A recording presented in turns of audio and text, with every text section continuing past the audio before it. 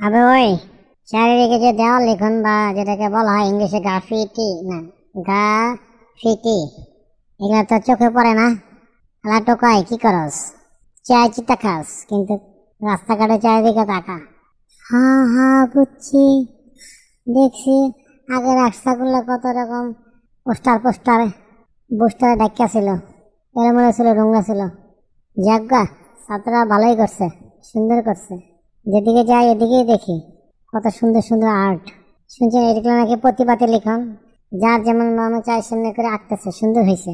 এই বাচ্চা পোলাপান যে এত সুন্দর আঁকতে পারে এটা কল্পনা করতে পারি না। শুধু ছেলেপেলেরা আঁকছে তাই না, পাশাপাশি হুজুররা কিছু ক্যালিওগ্রাফি আঁকতেছে। ক্যালিওগ্রাফির ভিতরে এত যে পেজ গুছ, তো বোঝা মুশকিল। আরবি লেখা বোঝা যায় কিন্তু ক্যালিওগ্রাফি খুব কঠিন দাদা। পুরো বাংলাদেশে না হইলে কমপক্ষে 10 লাখের উপরে হবে এই ধ্যান লিখন আজকের সমাজের ছাত্ররা অঙ্কন করেছে। আবে ওই আমরা মনে হয় একটু ভিড়ো মানে এটাকে বলা হয় একটু ডোরে যাতে। কেন?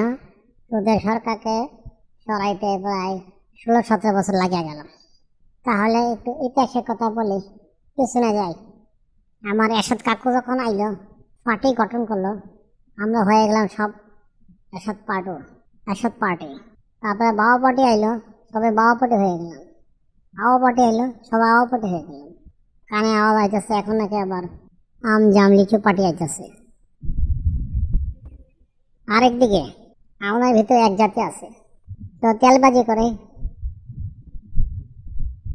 তো 5 আটা পার্টি করে, কেউ আবার সুযোগ বাজে ডিগবাজি দেয়। আর গিরিগিটিদের কথা বলে লাভ নেই দাদা, তারা ঠাটি দিকে ঘুরে।